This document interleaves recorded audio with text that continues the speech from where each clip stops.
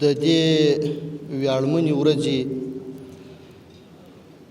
د افغانستان د استقلال د ورځې مبارکي تاسو او د افغانستان مظلوم ملت ته وایو.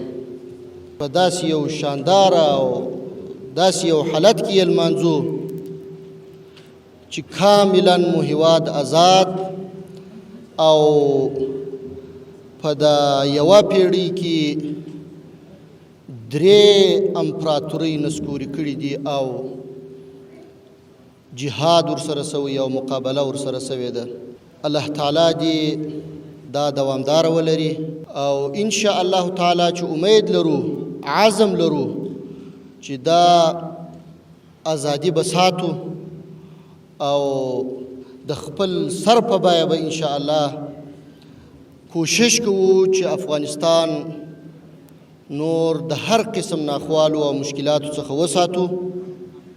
ملت ته ډاډ ورکوو چې ان شاء الله په خپل ټول توان سره به موږ هڅه کوو چې بیا ځل افغانستان د جنگ جګړو او ناخوالو و تورې تاریکۍ ته ورونه ګرځېږي.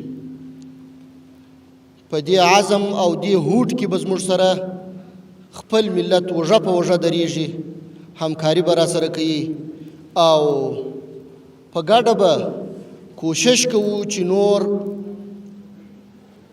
د اضافه او زائدو ازادیو لمانځلو ته اړتیا پیدا نشي. په دې یوه پیړۍ کې مو انګریزانو ته ماته ورکړه، روسانو ته مو ماته ورکړه او امریکا ته مو ماته ورکړه.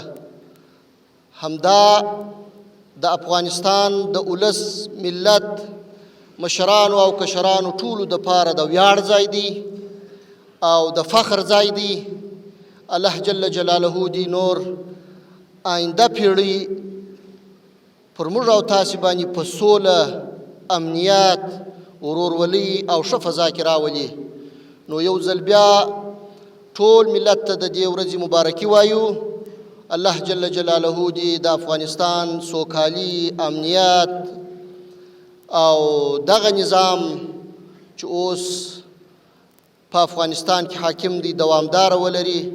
الله جل جلاله دې مو نور د مشکلاتو څخه وساتي.